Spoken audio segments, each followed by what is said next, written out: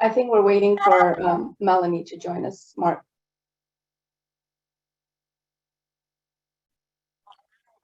We're now recording. Thank you, Louisa. Good morning. We're going to call the meeting to order. And welcome to the Audit Committee of the State Bar of California. As a reminder, this meeting is being recorded. I'm going to ask for Mr. Ewert to call the roll, please. Okay, Broughton. I am present. Chen. Seleg. Shelby. Present. Tony. Present. We have a quorum. Thank you. I keep wanting to look up and see a room full of people. Uh-oh, I think that am I echoing? You are. Fine on my end. Oh, I'm hearing it. Maybe I'm the only one. No, I'm hearing it too. Let's see. Is that better? I think it's gone now. Yeah. Thank you. Let's see. Next on the agenda is a call for public comment. State Bar staff will attempt to call members of the public in order that they appear in the attendee pool. For those who are participating by Zoom video, as we all are today, you should have a function for virtually raising your hand. It is a hand icon and should appear at the bottom center of your screen. If you wish to address the committee, please click on the hand icon and State Bar staff will call on you in the order that hands are raised. For those who are participating via phone, you may virtually raise your hand by pressing *9. That is the star key and the number 9. Again, that will alert staff that you would like to make a comment. And State Bar staff will call on you and open your microphone so that you can address the committee. Due to time restrictions, we cannot allow more than 3 minutes for each speaker. I keep hearing feedback. I don't know. I see your head. I apologize. I'm going to pause for a moment. I see your head moving, Louisa. Is my feedback bad? Yes, I do hear an echo. Let me do this. Let me exit the meeting and come back. That may eradicate any challenges. I'll be right back. Let's see. I'm just going to pause the recording. Okay. Thank you. Please forgive that brief exit. Hopefully my audio has been corrected. Due to time constraints, I'll pick up there. We cannot allow more than 3 minutes for each speaker. Please note that staff will have an on-screen countdown timer visible to all attendees during the duration of your public comment. The timer's 3-minute countdown will begin as soon as you start with your comment, and you will be verbally alerted once you've reached 30 seconds. Once 30 seconds are remaining. The on-screen timer will flash throughout the final 10 seconds.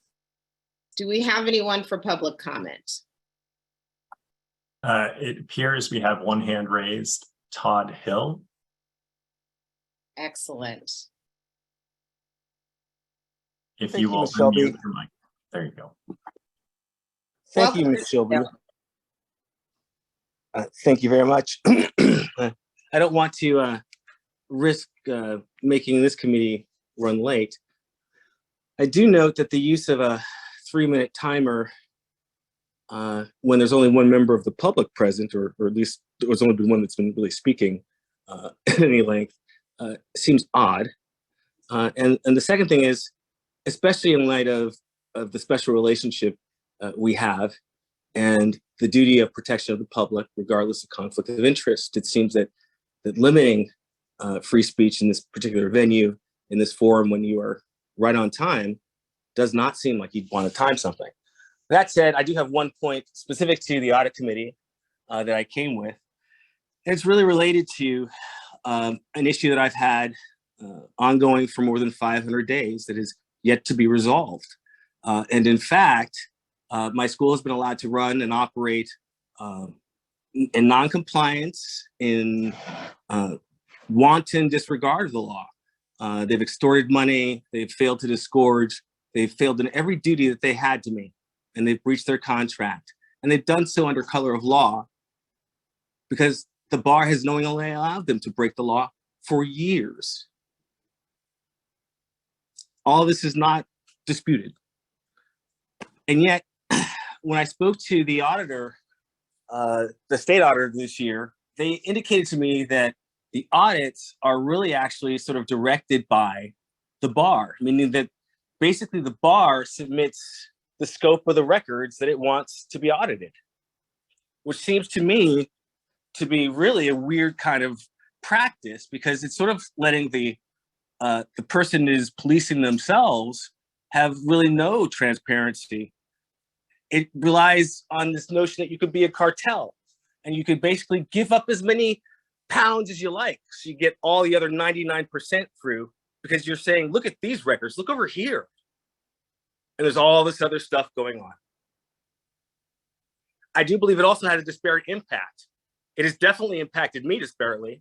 And I can mark 2 of the 3 normal boxes as a minority Black American who also does suffer from a diagnosed disability. Thank you.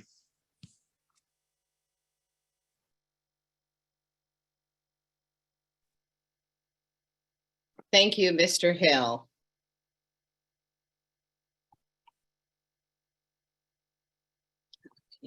Next, we will move to the chair's report.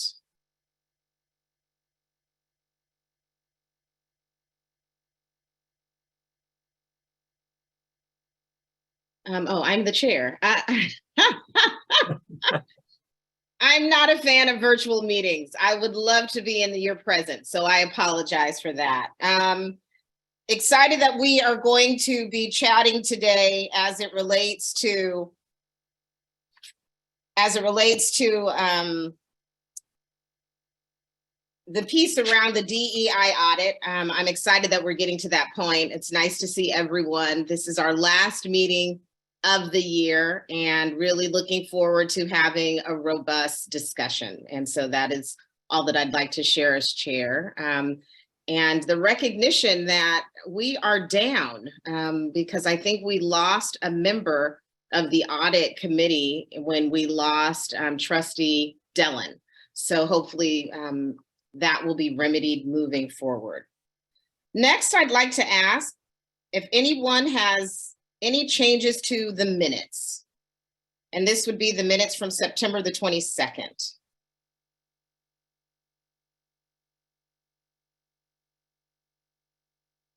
If there are no changes, may I have a motion, please, and a second?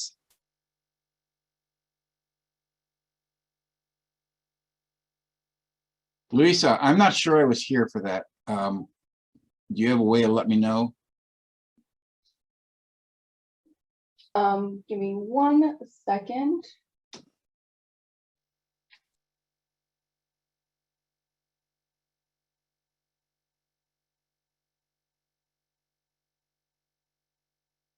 I was in I trial just for like checked. 6 Mark, weeks. Mark, you were absent for that meeting. Correct. Okay.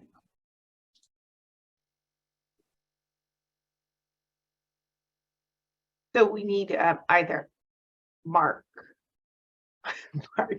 Mark, Tony, you're the only one who can make the motion. Sorry, I was on mute. Okay, yeah, I move that we adopt the minutes. May I second? Sure. Perfect. It has been moved by Mr. Tony and seconded by Ms. Shelby that we adopt the minutes. May you call the roll, please? Broughton, Abstain. Chen, Selig, Shelby, Aye. Tony. Aye. This is 2-4, 1 abstain. I'm gonna look for guidance. If this, I think it passes. As Okay. long as we have a quorum. I mean, that's what the board adopted. I disagreed with that, but the board adopted it, so I'm going to support it. just as the board adopted it, because that's what you're supposed to do, is that once the board adopts something, you support whatever they adopted. And Okay, so thank you, I'm trustee. going to be a stickler on supporting what the board adopted. Excellent. Next, we will move to,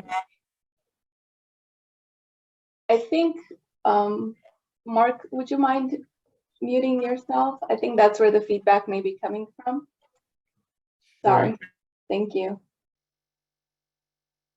thank you. Next, we will move to item 3, consent, and that is the approval of the 2022 third quarter board and management travel expense report. That is the only thing on consent, so I'm not going to ask if that item should be pulled. May I receive a motion? I think I can move that item, can't I? And I will Yes. second. Excellent. It's been moved by Mr.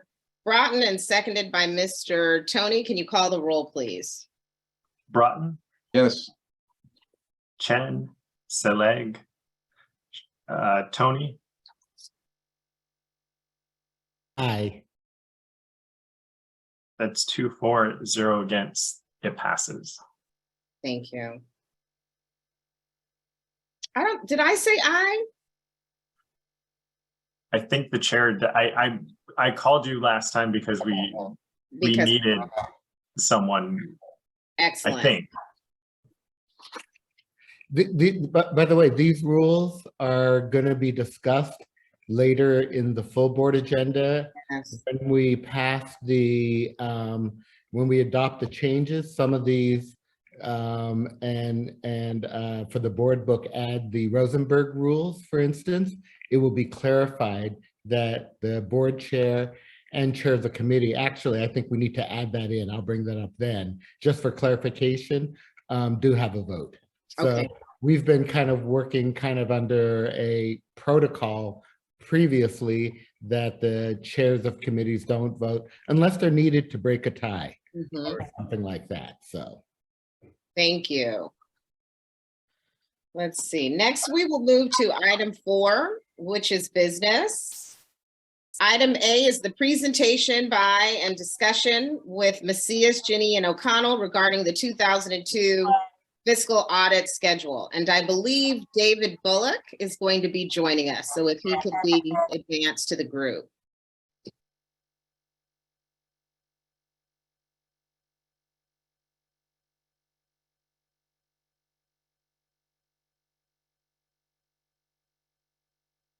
Good morning, David, and welcome. Good morning, Chair Shelby, members of the committee. As I was invited to be a panelist, it cut out on me, so I didn't hear if you had introduced me yet. Yes, we had. And I didn't know, Justin, if you would like to provide further introduction for Mr. Bullock. He is certainly no stranger to the audit committee. He is no stranger. David Bullock is a partner with Macias, Gini, and O'Connell, and he has been our managing partner for several years now. I think it's 3 years or maybe close to 4. And he oversees, right now we are having an internal controls audit with MGO, and we're doing the interim audit at the same time. And then he is going to speak about our end of year 2022 financial audit. So I will turn it over to David. Perfect. Thank you, Justin. So yes, we've completed 4 years under this current contract. And this is our 5th and final year under contract that we're beginning our planning for, and that's the purpose of this meeting. So I looked over the staff report and I noticed that there was a staff report describing the purpose of today's meeting, and then 2 attachments, an engagement letter and our PowerPoint presentation. My plan was to just maybe share my screen on the PowerPoint presentation and walk you through. The engagement letter, I believe, is signed by the chair of this committee. And so I think that hasn't been signed yet. While we're under contract, the engagement letter is very important because it describes the scope of services, which I'm about to summarize. And so And there's been a change in scope of services. And so this is a noteworthy time to go through the presentation. So let me go through the process of sharing my screen.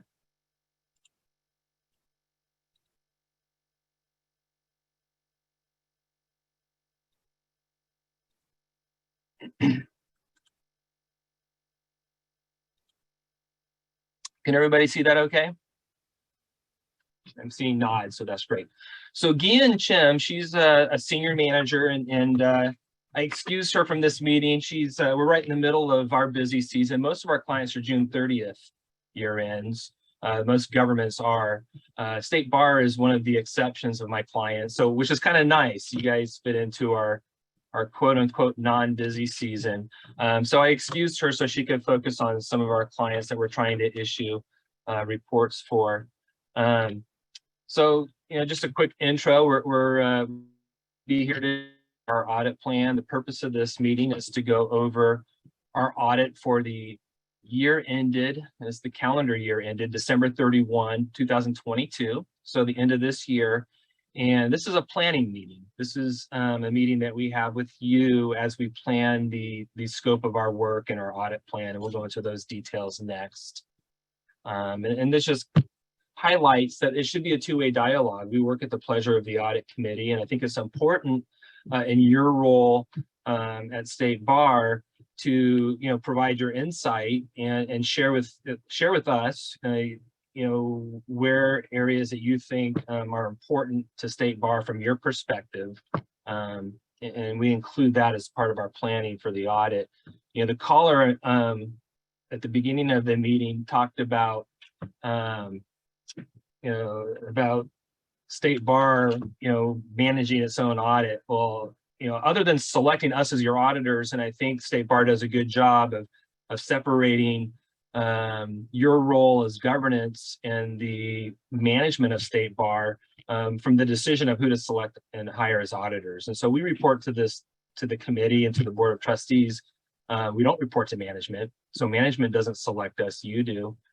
And management doesn't define the scope of services. They don't tell us what records to look at. We have audit standards that we follow. So I'll share with the scope. So what was highlighted really isn't factually true. And so feel free to ask any questions along the way if you need me to clarify. The audit team that I've developed for the audit this year has changed a little bit. There's a lot of continuity in terms of I'll be the partner again, and this will be my 5th and final year. And just of note, the state of California passed a law in 2014 that requires a partner rotation after 6 consecutive years. So I would only be able to personally serve State Bar 1 more year after this year. Assuming you go back out to bid next year and select auditors, if MGO were to be selected, we would have to identify a different partner to manage the audit. Gian Chim, she's my senior manager, and she's been on the audit all 5 years as well. This is the 5th year what we're going into. And then Tina is a senior. She's new to the engagement probably 2 years ago. And so the 3 of us will be the primary audit team along with our staff that help us go through the audit records. Ben Lau's a partner, and he does the technical review. So every report that goes out the door from MGO requires a secondary partner review, just as part of our quality control. And then Linda Hurley is our advisory services partner, and she wears 2 hats. She's an auditor like me, but she also does internal audit work. She also does a lot of advisory work, and she's going to be overseeing the internal control work that we're doing, along with Ilian Emmons. She's a director in our Southern California practice who specializes in IT, and because of the system change and some of the things that we were asked to do in terms of evaluating the internal controls, we've developed a secondary team to focus in on that aspect of the audit. And so I'll share that a little bit more as we get into the scope of services, but that'll be the team that we've assigned to State Bar for this year. So what are we required to talk about? Well, we're required to talk to you in your role as the audit committee, our responsibilities under generally accepted auditing standards. And so we're going to go over that in the next several slides. And then we're also required to discuss the scope and timing of the audit. And again, we're going to go over that into more detail. The results of the audit will be at the conclusion. So we'll meet back again, I think in probably May. So the financial statements are mandated by law to be submitted to the state by the end of April, which is a very tight timeline. You know, most government organizations, you know, target 6 months, you know, within 6 months as being, you know, timely reporting. And, you know, certainly anything that's in the laws typically associated with either state reporting is typically December 31. The federal government gives 9 months, March 31 is their deadline. But the state mandate for State Bar is April 30th. So that's pretty tight. It's a pretty tight deadline. A lot of things have, you know, books have to be closed in February, and we have to get started soon after that in March to have everything done by the end of April.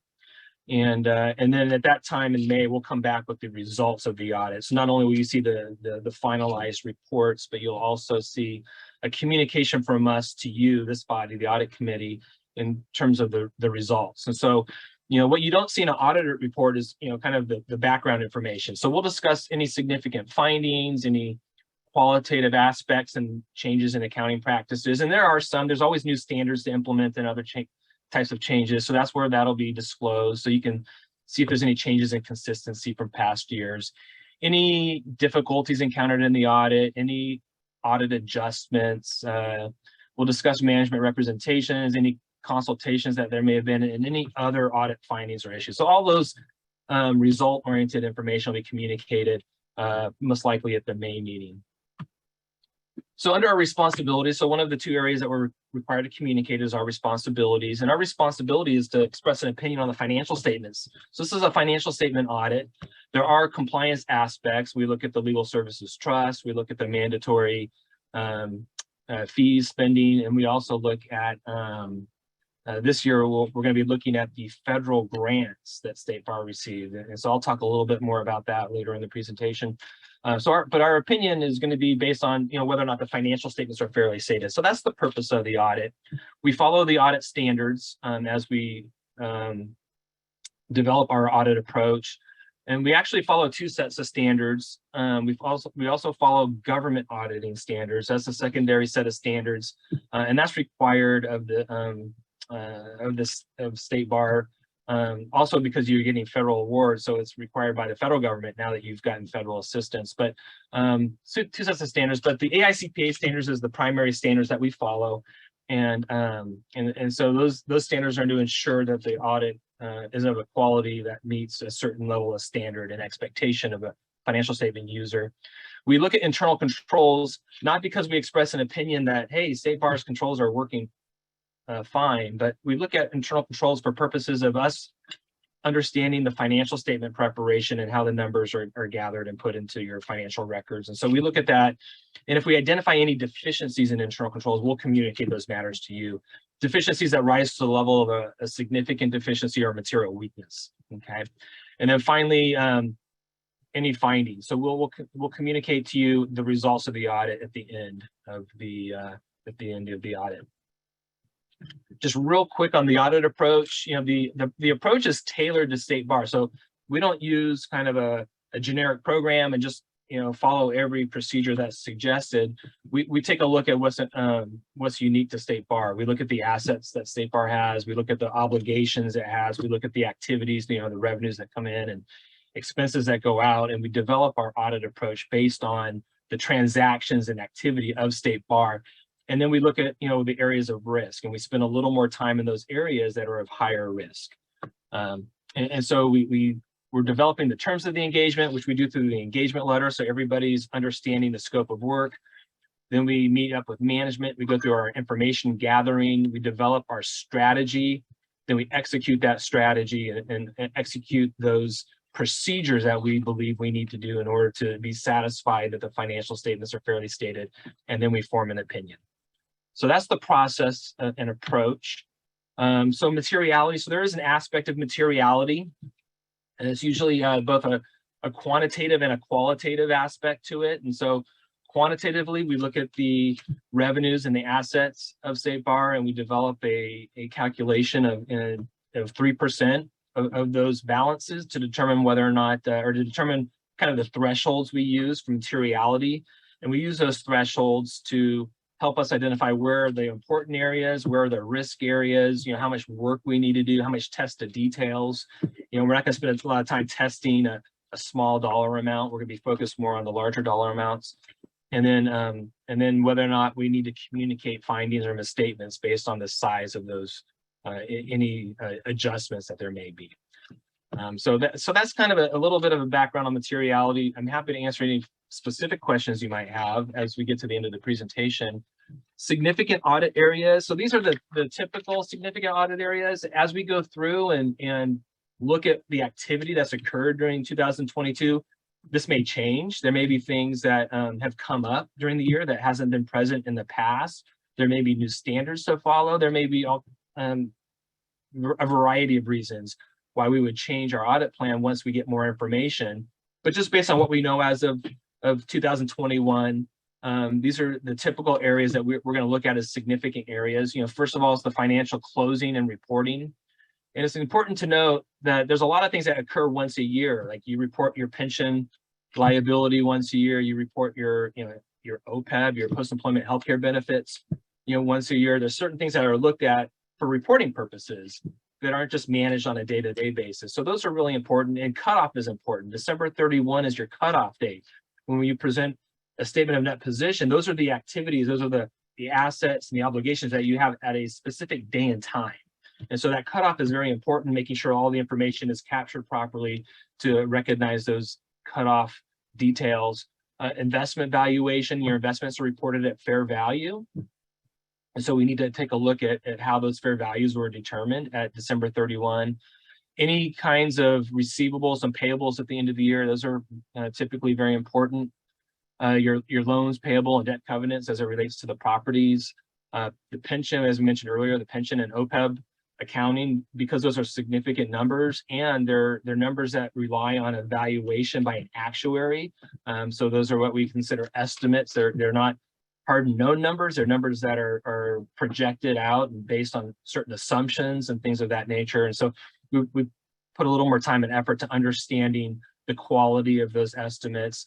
And then any kind of revenue recognition, fees, donations, grants. And as I mentioned earlier, State Bar is the recipient of some pretty large federal funding sources, and 20 million, as far as I know, just based on some preliminary information last year. But then the money really wasn't spent until this year. So we haven't dove into those federal grants and controls and program operations just yet. So that'll be a significant change for this year that we'll be focusing on. So consideration of fraud. So just in terms of the expectation gap between users of financial statements and those of us responsible for issuing financial statements, there's sometimes an expectation that the audit would uncover fraud, and that's really not the purpose. This isn't a forensic audit. We're not going through the records to try and find fraud. We're trying to make sure the financial statements are fairly stated, validating what's presented in the financial statements. But we want to make sure those financial statements are accurate, and we want to make sure that they're free of any errors, whether those errors are intentional, like fraud, or unintentional, just human error or accidents. And so we go through the audit plan to make sure that those financial statements are free of those errors, including fraud. Fraud's a little harder to detect because typically with fraud, there's some process to conceal those misstatements. And so we do have to consider it, and we've listed here a couple of things that we do to address fraud. We talk about it internally with the team. We conduct interviews at State Bar. We also conduct interviews with members of the Audit Committee. Those kinds of interviews don't really work well in a public forum like this. We can't really do it, those kinds of communications in this format. So we'll usually reach out to the audit chair to have that conversation. But I would just pose to the Audit Committee as a whole, if anybody wants to have a conversation with the auditors, we're always willing to have a meeting and have that done. So that's not something that, if you have some desire to have a meeting with us, feel free to reach out. We'll make ourselves available. And then we do a lot of procedures. We look for journal entries where there could be some level of management override over the normal processing of transactions. So we look at journal entries, we evaluate policies and procedures, and we analyze and test different balances and activities to get an understanding of where there could be fraud and manipulation of the financial statements. And so deliverables. So what are we presenting? Well, first of all, management prepares the financial statements. We express an opinion on whether or not those financial statements are fairly stated. Okay, so just want to make sure you understand that. So we're responsible for the opinion that accompanies the financial statements. And so we'll be issuing an auditor's report on the basic financial statements. We also issue a report, which is essentially compliance that the mandatory membership fees haven't been spent on things that it should not be spending money on, like lobbying and things of that nature. We take a look specifically at the Legal Services Trust to make sure that those monies are spent appropriately. And then this year, which is going to be new, is we're going to issue a report under uniform guidance. And so that's the report that's required by the federal government when a non-federal entity receives federal grants. Okay, and so that'll be new this year. And the focus on that will primarily be on complying with the grant requirements and the federal government guidelines. And then finally, we'll issue a report to the Audit Committee or to the Board of Trustees, I think, communicating the results of our audits that we mentioned earlier. And I went through the list of things that we discussed in that required communication. In terms of audit timing, and this is the second thing we're required to communicate, right? The scope of services and audit responsibilities, and then audit timing. And so you'll see in here, I have interim procedures, which is what we're doing right now, 12 weeks, and that's a lot longer than normal. And so as part of the contract, you had asked us to do a deep dive on internal controls. And so there have been some level of discussion, hey, should we do that deep review of internal controls during the 5-year engagement, or should it be done at a specific time? And it was determined that it should be done at the end of the contract, after State Bar has implemented all these new systems over the last year. And that way we can take a look after the dust settles a little bit, how is the design of the internal controls now that the new system is in place? And so we're doing that work right now. We have a team of probably 4 to 6 people working on different aspects. We have IT specialists working on IT related matters, and then we have our internal auditors working on more of the internal control related matters. And so we have several people working on the team, and they're going to do that work. And what we're going to do is we're going to communicate in probably a separate management letter the results of that work. And the deep dive, is looking at all the different, key processing of transactions that are unique to State Bar. And then, as I mentioned earlier, we're going to come back out in March after the finance team has had an opportunity to close the books and prepare the first draft of the financial statements. Then we're going to come out and we're going to conduct our audit. So we'll be doing that. That's typically 3 to 4 weeks for us to go through all the records and whatnot to validate the information in the financial statements. And then we work the last couple of weeks of through April, the following couple of weeks on just the report, the reporting that's going to be presented for our opinion. And then just year-round collaboration. Anytime something new comes up, I get an email from Araceli, and we go through how that might impact the financial statements, and such as the single audit. We talked about compliance that State Bar is required to do in order to meet the requirements of the grant. And we actually did a training for State Bar staff on the single audit requirements because it was new for State Bar getting the federal grant. And so it's important that the proper internal controls are established so that the money spent under the federal grant doesn't turn out to be unallowable and they have to be returned.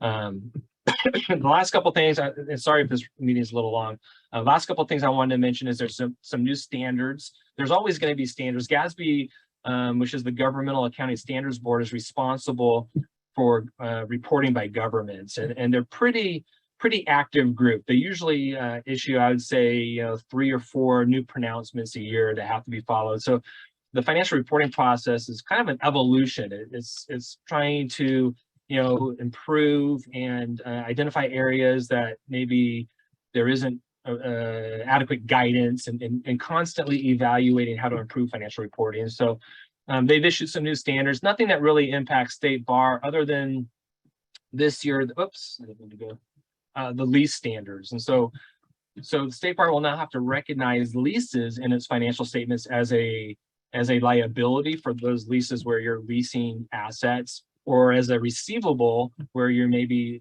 leasing assets that you own, such as if you own property and you sublease it or lease it to other organizations. Those will have to be captured in the financial statements now. In the past, you would just recognize rent as you receive it, or you'd recognize it on the operating side, as you're paying rent, you would recognize the expense then. But the profession has made changes in how they view leases, not just commitments, but obligations. And so those are now going to be captured in the financial statements. And then same thing for subscription-based IT arrangements. And so we'll have to, those are more of intangible assets where your software and access to computers and things of that nature on the cloud, for instance. Those long-term contracts will have to be captured as liabilities as well. So those are going to be some significant pronouncements. That the leases is this year, and the GASB 96 is going to be next year. And that's just a little bit about our firm, and I'm more than happy to answer any questions that you have on the presentation.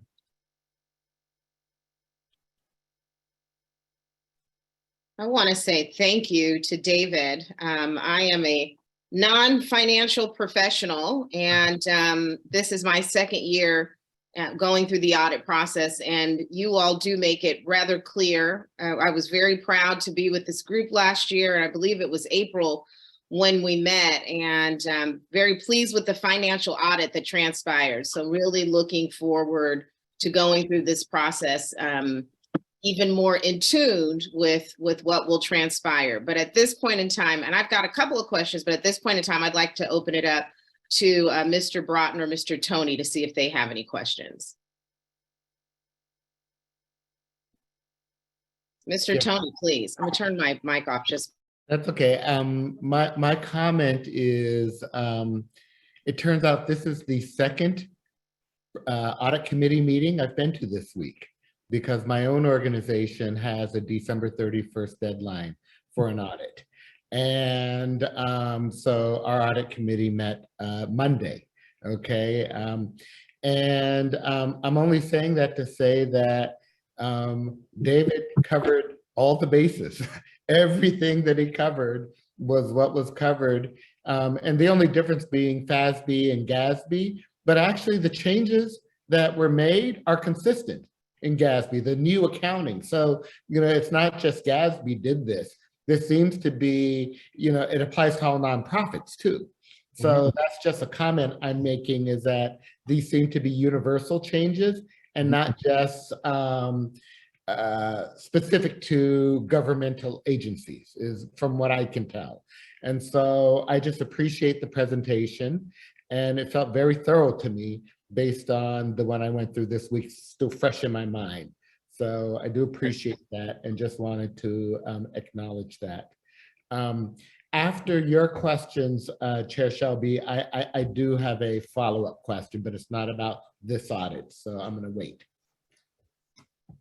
Mr. Broughton, do you have any questions or comments? Oh, I'm good. Perfect. And I think it's more so of a comment. I remember last year, and I would like to echo Mr. Tony. The clarity in the presentation, I don't know if you all changed the presentation. It seems like you have done some things differently, but it's excellent. And so I really appreciate it. And thank you for having that posted so people could follow that who digest the agenda in advance.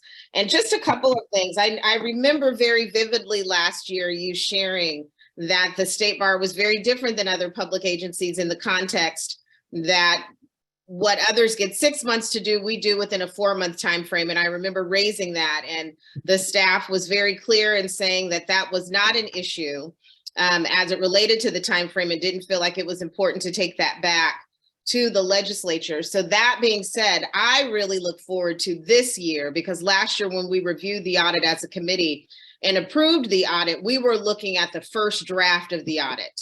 And then what was submitted, of course, was the final, and the board had the opportunity to talk about that in our board meeting. But I certainly look forward to, with this committee, when we meet in April, having the opportunity to see the final draft, since the time frame of 4 months is not a challenge. So really looking forward to that change as it relates to coming up next year. And then there was something you said that I had a question about. Oh, I was going to ask the question about the signing of the scope letter, because I did get the opportunity to pin that, and that transpired at a later point in time. So thank you for bringing that up. And I'm confident that I'll work with Mr. Ewert to get that done and to you. Let's see, Mr. Tony, I think you had some comments. And then this is probably a question for Mr. Ewert. I know you all are in the process of the internal controls audit, and was just curious from a timing standpoint, Justin, when you thought we would be having kind of a conversation. I know he was sharing that the management letter would be coming out as it related to the internal controls audit, but I was just curious if there was a particular time frame. And that may be a premature question, Justin. So if it is, let me know that too. I'm not sure when we are. David, do you have a better sense of? Yeah, I can address that. So, so we're working right now doing different parts of the parts of our internal control review. And so I would say most likely we'll be wrapping up that work in January. I was hoping to get it done by December, because I didn't want to interfere with the finance staff's ability to close the books by the end of February. So I was hoping to get most of it done by December and not go into January. But it looks like some of it might go into January. So I would say the timing is going to be before we do the financial audit in March, and we may be able to issue a management letter. You know, typically on a management letter where we're looking through and not just reporting like findings, you know, when we report in the financial statement audit, is typically findings. If we see something that's a little more objective than subjective, when we're doing this internal control review, it's going to be more of sharing observations and best practices, because it's going to be doing a deeper dive, much deeper than we would do for the financial audit purposes. And so we're doing a deeper dive in the internal controls, and then we're providing our observations and maybe more of suggestions for best practices, not necessarily, you know, findings. So this can be more subjective. So management may want a little more time to absorb those comments and respond to them and determine if they agree. You know, a lot of times there's a cost benefit to establishing internal controls, and you don't, you know, it'd be nice to have all the controls under the sun, but you may not have the ability to hire more people. You may not have the ability to do different things. And so there's some level of probably evaluation on what's being communicated. And so whether or not that management letter will come out before the audit, I can't guarantee, but I think it'll come out probably soon in the new year, probably sometime in, my guess would be March at this point. Okay, thank you for that. And Mr. Tony, you had a comment. Well, this actually goes off of one of the points that David made. What I appreciate about David's presentation is he proactively gave us context as to where his firm was at in the process. He said that this is the 5th year of a 5-year contract. He also proactively mentioned that we would likely go out to bid for a new contract, which is in fact a best practice. But I really appreciate and acknowledge that David was proactive in bringing that up. You know, that's integrity to me. Not all vendors will remind you of these things, but David decided to do so. Okay, so what I'm interested in, what is the staff preparation in preparing an RFP for the solicitation of bids, which I, of course, presume that David's firm would be invited to be one of the, but that we would also, want to look at multiple bids and, as a best practice. So can you tell me what the timeline for that is, please? The timeline, I don't exactly know the specific timeline, but we will start to solicit that soon. And we do put it out for multiple bids. Like MGO was awarded this one 5 years ago. I think we actually went with MGO several more years before that, but we switch auditors every now and then. But yes, we will. I think the timeline, it takes several months to put it out for bid, and then the evaluation of the bid process, and then the awarding. But the audit committee will be informed of that process. And what is the role of the audit committee? Because I was not on the audit committee 5 years ago. What is the role of the audit committee in that process? So I would just say that the last time this happened, the audit committee chair did review proposals. There isn't a formal role for the audit committee. Of course, the board itself has to approve the contract. But the last time the audit committee chair did review the proposals with staff. What I would like to suggest is that I think it's important, and I'm real happy to hear that the board approves the contract, and that's absolutely appropriate. I also think it's appropriate for the audit committee to review to have a role in reviewing the bids, or at least making a recommendation. So that's what I think should happen. I think it's in the purview of the audit committee to be more involved. Okay. I think that's a great suggestion, Mr. Tony. I think that's a great suggestion. Okay, anything else for Mr. Bullock? Again, thank you, David, for the clarity in the presentation. And once again, looking forward to working with MGO in this process. Great. Thank you very much. Thank you. Next, we are going to move to item 4 under business B, discussion of the organizational audit focused on diversity, equity, and inclusion. Again, this is a discussion and a presentation item only. And I'm going to hand it off to Mr. Ewart again. Thank you. Thank you, Chair Shelby. The agenda item kind of provides the overview. What we previously discussed at the September meeting was all of the different things of diversity, equity, inclusion that the bar currently does. This meeting is going to advance that discussion and really focus in on the areas of scope for the diversity, equity, and inclusion audit.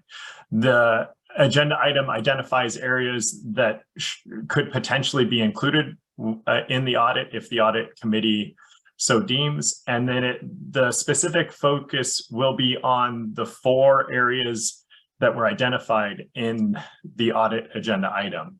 As a reminder, the audit is going to audit implementation and then also recommendations. So it's kind of going to be a 2-phase audit. We are proposing that we will do certain things like blind recruiting and investment policy reviews. So making sure that we implement those things will be in the more immediate part of this audit that will take place in 2023. But for example, the investment policy revisions, those will need to have more time, might bleed into 2024 to see whether or not they have accomplished their goals. And also some of the other recommendations coming from some of the implementation. So I will share my screen now.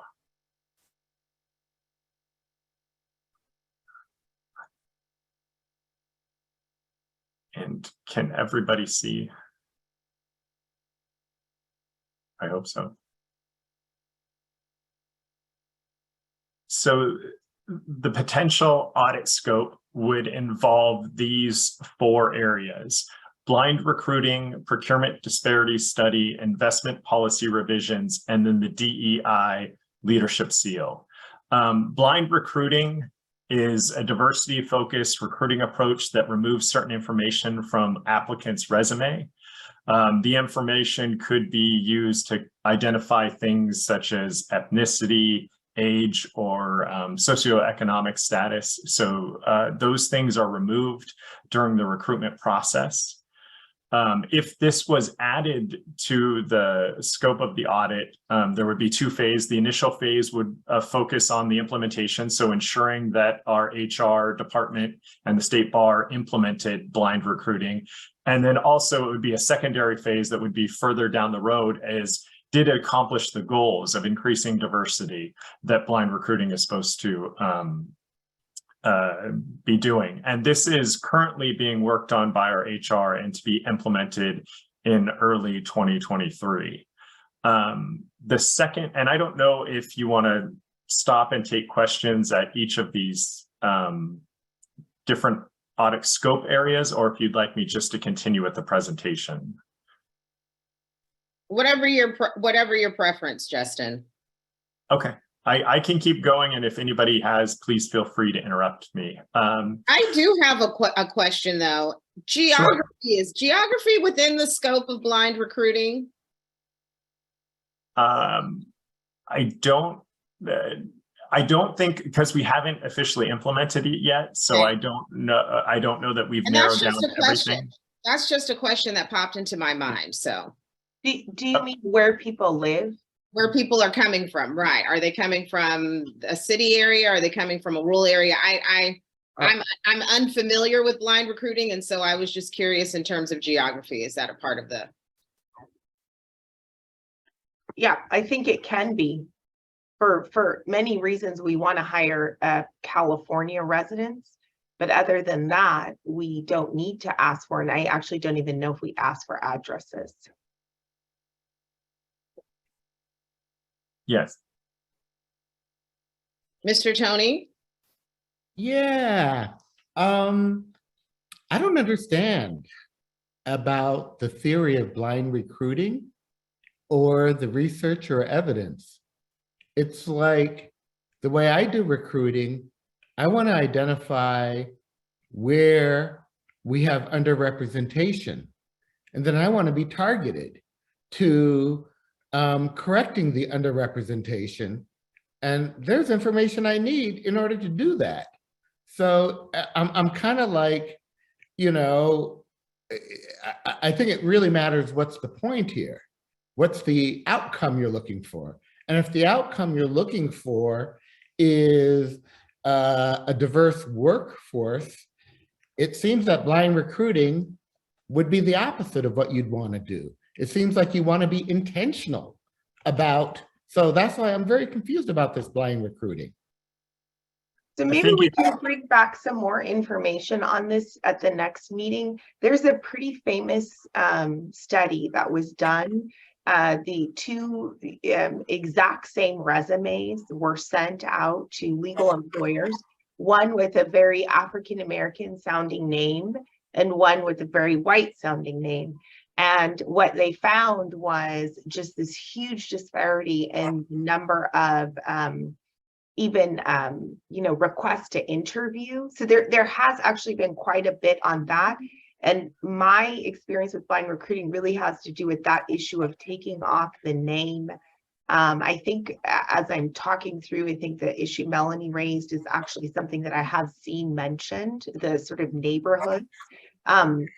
So there is some research base for it, but certainly I don't think Justin and I are in the best position to defend it as an idea. So we can note that maybe for the next meeting, we need to have our HR folks come back and talk a little bit more about it. And maybe you all decide that.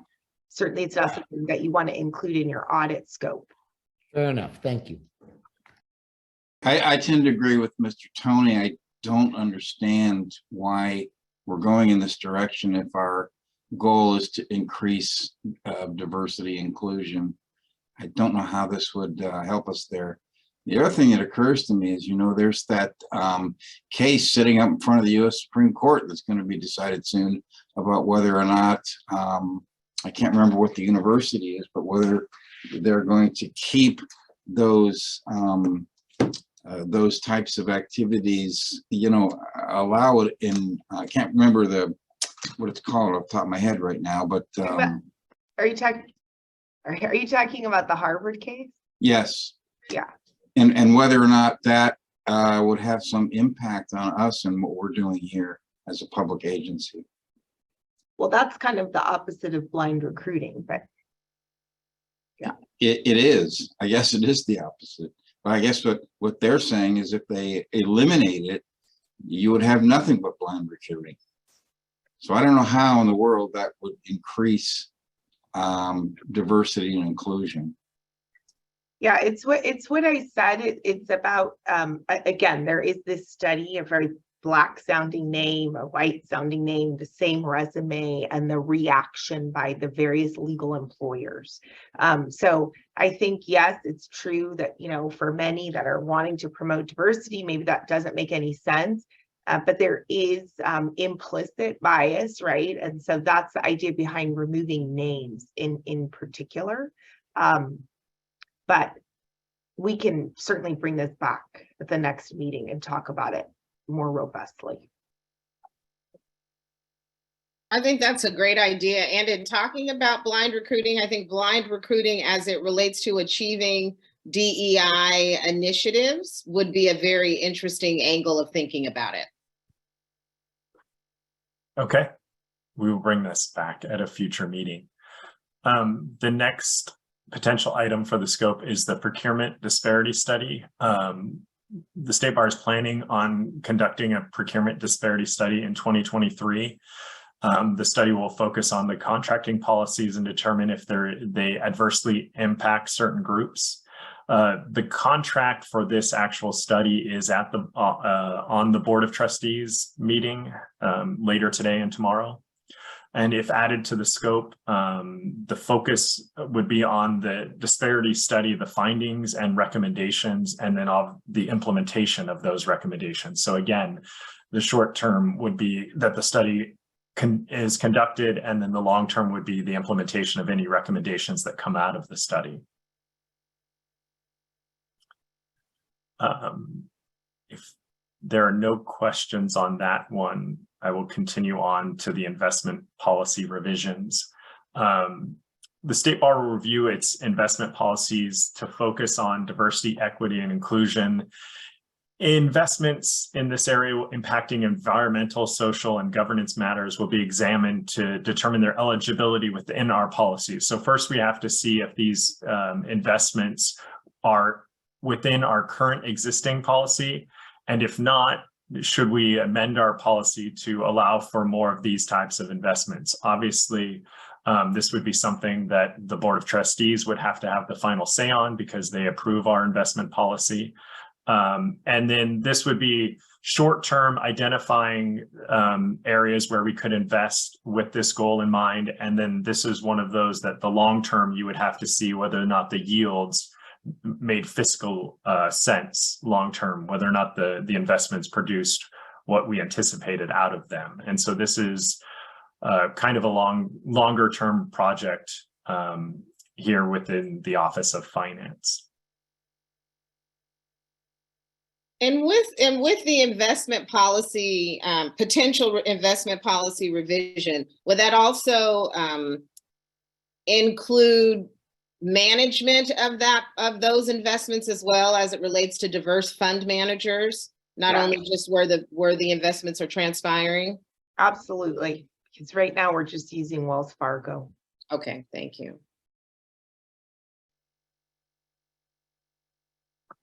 Okay.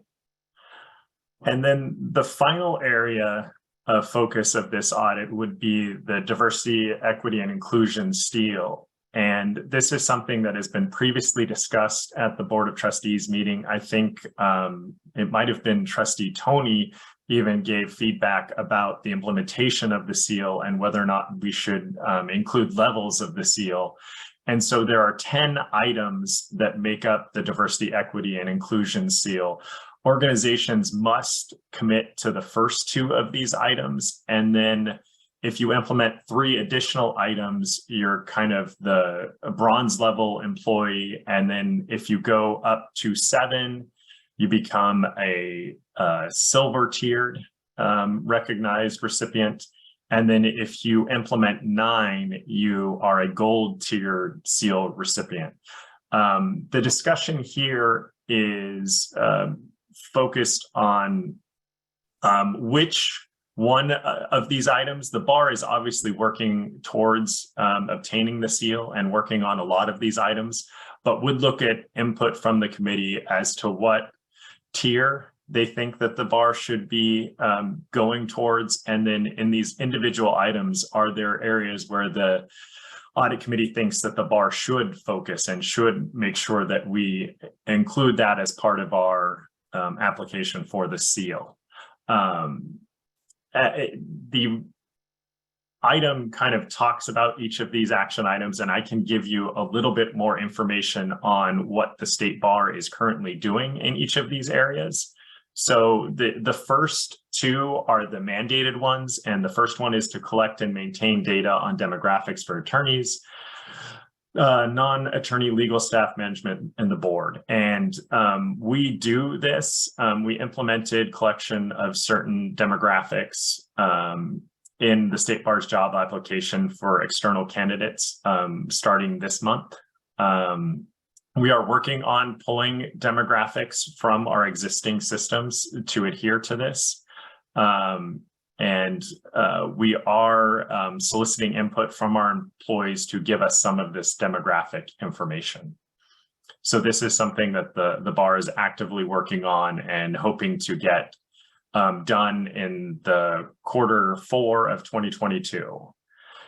The second one of these action items that is required to obtain the seal is to create the strategic DEI plan for the organization with specific objectives, metrics, and benchmarks over time. This is currently in process at the bar. We're working towards developing a lot of these in the first half of 2023. We need to determine these benchmarks. We need to determine when we're going to revisit these, like whether it's going to be an annual review of the DEI objectives and goals. We're enhancing our intranet by developing a diversity, equity, inclusion resource page. And then we will revisit blind recruiting, but if we did implement blind recruiting, it would fall within this action item. Moving on from the first 2 that are required, then we have 8 that are optional as to what level of partner and the seal the state bar would like to achieve. And the third item is annually calculate staff turnover and promotions by position, tenure, and demographics. And this is something that the state bar currently is in process of doing. We are running this data and collecting this data and incorporating this analysis into the DEI strategic plan. So we are working on this one currently. The fourth action item is annually compare the demographics of new attorney hires to the demographics of all California attorneys. This one we're investigating. We haven't actually started to implement this, but we're kind of reviewing where we should focus, whether or not it is the demographics of the state or the demographics of the California state as a whole, or if we should be looking at the demographics of the areas where our offices are located at, which is in the Bay Area and the Los Angeles area, those demographics. So more is to be done on this one if the bar chooses to implement this particular item. And then the fifth action item for the seal is create a diversity, equity, and inclusion statement posted on the website and included in job postings. This currently is under review. We don't have a statement yet, but we hope to develop a statement by the end of the year and then start including that in our job postings. So, And Justin, before you go on, I Sure. would actually, I had a note here. Number 5 is one of those things that I think should be a part of the mandated, because I think it's difficult to create a plan for the organization if you don't have a statement that that plan is drawing from. And so I would think it would be really critical to have this statement as a part of the top 3, because that's what governs the organization. I will take that feedback and provide it. So the next slide is the last 5. The 6th action item is conduct stay and exit interviews with staff and include questions on organizational culture, sense of inclusion and belonging, and areas for improvement. This is something that the State Bar is working on implementing. We have been conducting exit interviews, and we will start to implement the stay interviews in 2023. We have previously been conducting the exit interviews starting this year. But we will be incorporating the diversity DEI focus into those exit interviews. So we haven't previously incorporated that, but we will. The 7th action item is survey staff with feedback on diversity, equity, inclusion within the organization. And this is kind of soliciting, not stay and exit interviews, but soliciting this type of information from all staff. This is something that the bar is currently working on and incorporating it into the questions on the annual employee survey. The State Bar conducts an annual employee survey, and so this area of focus is being incorporated into that. The 8th action item is annual training on the value of diversity, equity, inclusion, and reducing implicit bias. This is an area that the bar has already done a lot of work on.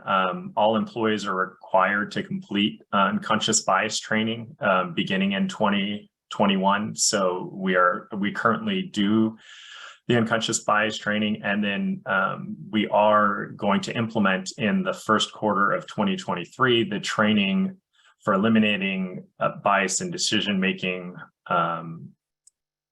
for employees involved in the discipline process. So we're currently outsourcing that and interviewing vendors to kind of add that training that would go along with this action item. The number 9 action item is incorporate the diversity, equity, inclusion work in performance evaluations and metrics that impact advancement and compensation decisions. This is an area that the bar has made a lot of progress in. Performance evaluations for all supervisors were updated in September of 2022 to incorporate a category for inclusion and belonging. And then this has also been incorporated in September for evaluations for supervisors to solicit team feedback in all categories, including inclusion and belonging. So this is something that the bar has already done. And then the final action item is incorporate DEI responsibilities into leadership teams member formal job duties. For larger organizations, also establish and maintain senior level DEI professional position. This is an area where the bar hasn't it's begun evaluating, but hasn't really done anything. We need to determine, are we considered a larger organization? Would we need would it be a separate position, or would it be in addition to someone's existing duties, these diversity DEI responsibilities? So this is still in the evaluation phase. So that is a brief overview of the 10 action items. Now I would kind of throw it over to the committee to kind of determine what they think the bar should focus on, like what level the bar should be aiming for, and are there any of these that are mission critical that we should definitely be doing? in terms of these action items for the DEI seal. And I'm going to bring down the PowerPoint so everybody can see each other in this discussion, but I can always put it back up. Thank you for that, Justin. Any initial thoughts from committee members? I got some thoughts. First of all, this is really well done. Very thoughtful. It feels very comprehensive. And I'm impressed by this. I will just say that, you know, this wasn't up on the agenda as a Monday night, because I reviewed the agenda Monday night, and the agenda that I saved doesn't have this. So this is the first time I'm seeing this. So I'm at a disadvantage to give deep, thoughtful responses because I didn't get to see it before. So that's just a matter of when things aren't posted ahead of time, it's really hard to then come prepared.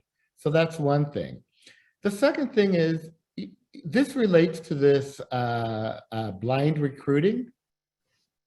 Any organization that aspires and works hard to adopt these principles don't need blind recruiting.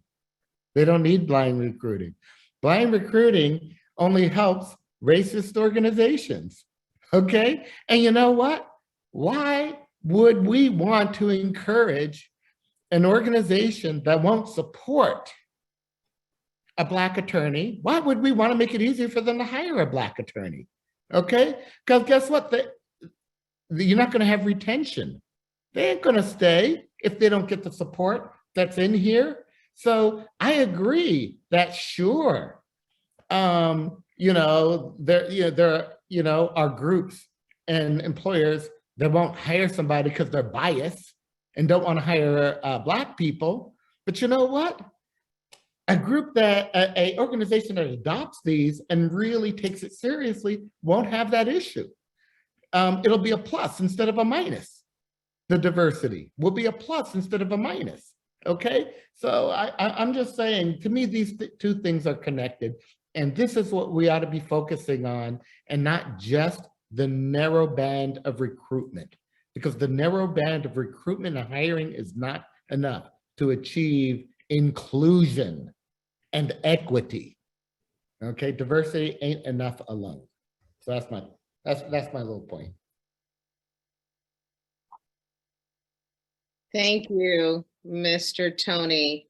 And I'm going to apologize because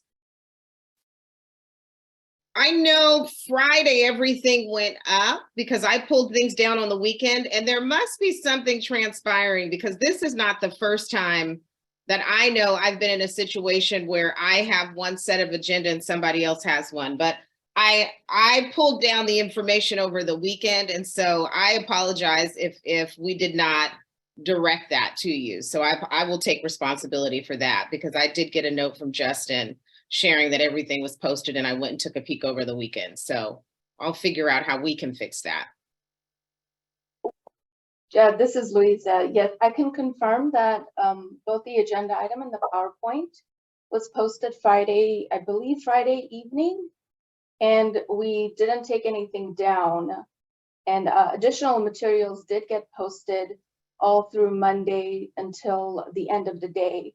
And then at that point, I did send out a new email letting the trustees and the public know that additional materials had been posted.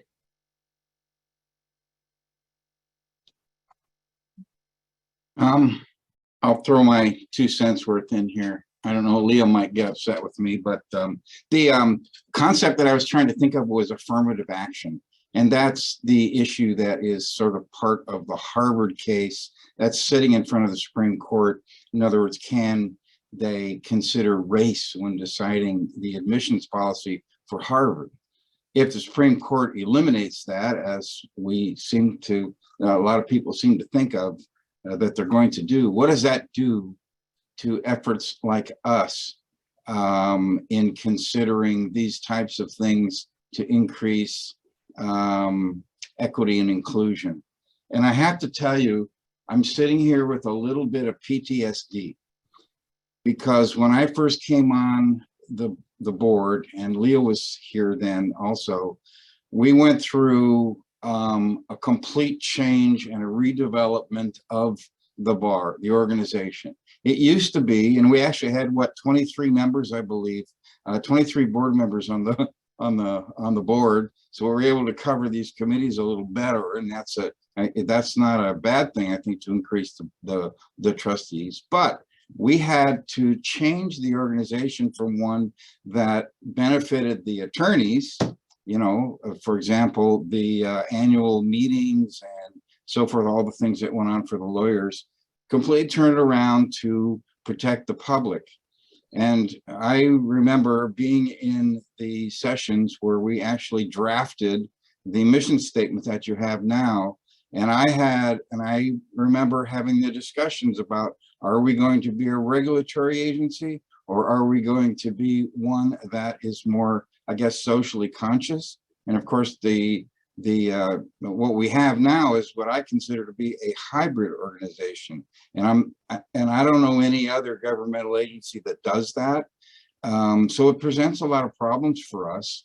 And when I heard this sort of number 5 that Melanie was talking about, it kind of reminded me of having to draft another mission statement for that particular issue. And it just brings back how difficult it was to sort of reorganize our bar and where we are today. And I look at it in terms of what's in front of us, and I really, I'm wondering if we really have to decide where we are as an organization, where we're going, what we can and can't do.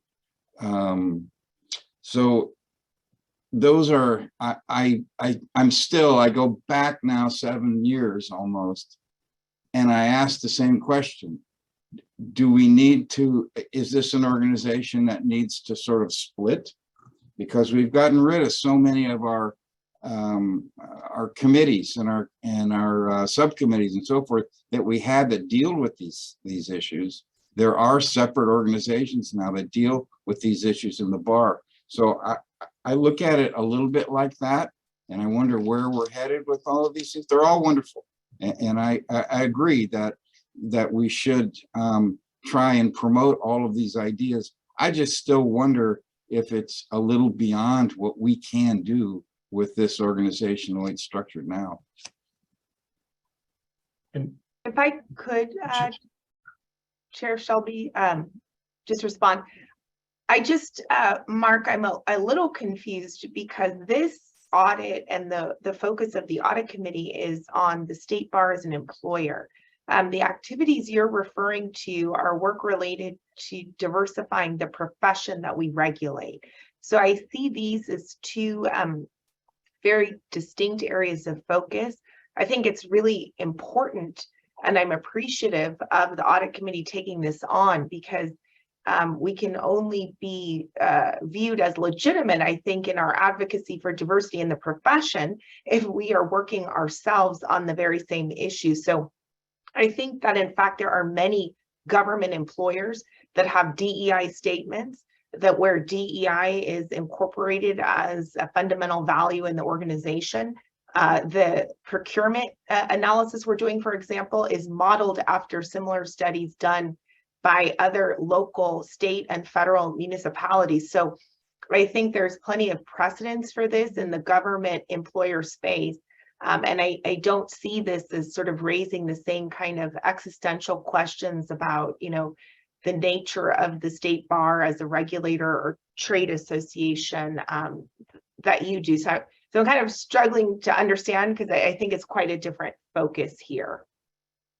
Well, as a public agency, I mean, if you liken us to Harvard Law School, which is a private organization, if I'm not mistaken, but if the law changes, how does that affect us as a public agency?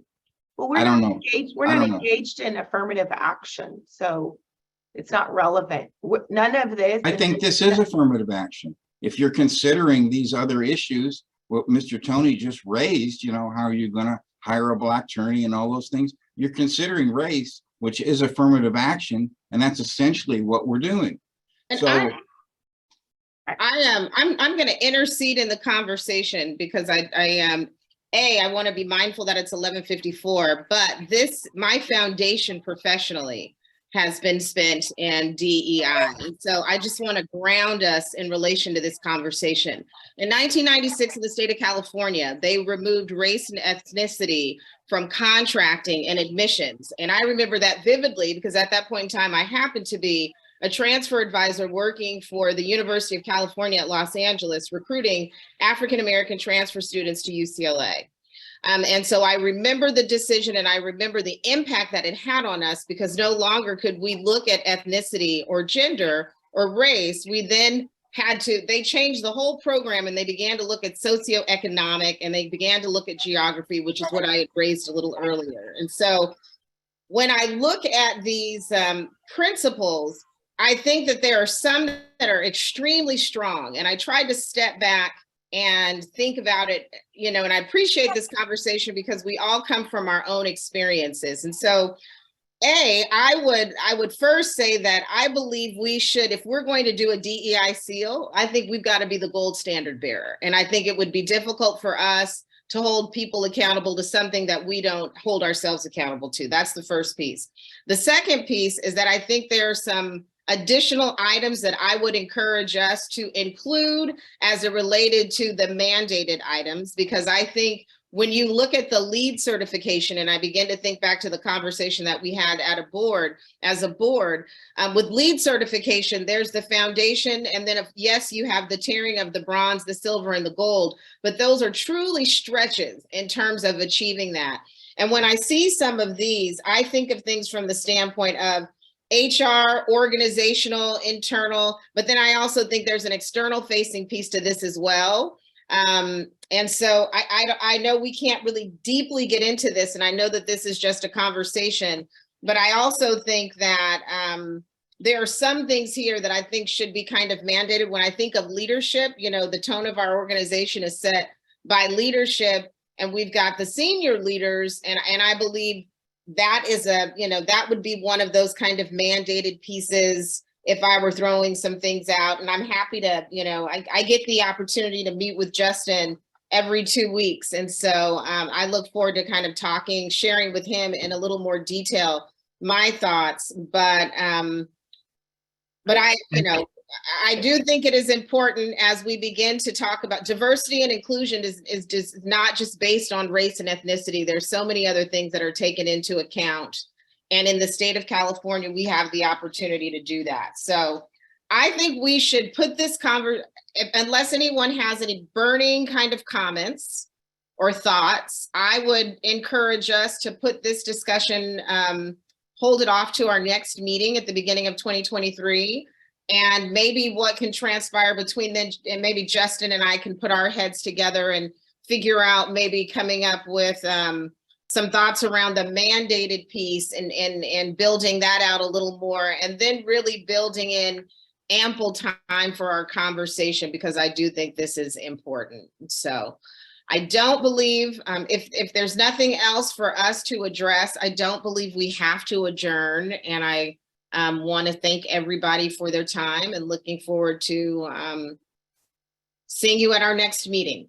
So thank you. Thank you. Leah, could you ask Ruben for a few extra minutes since I'm not ready at 12 o'clock. I will. Okay, I'll ask him for 12:10. Okay, thank you. Okay, thanks.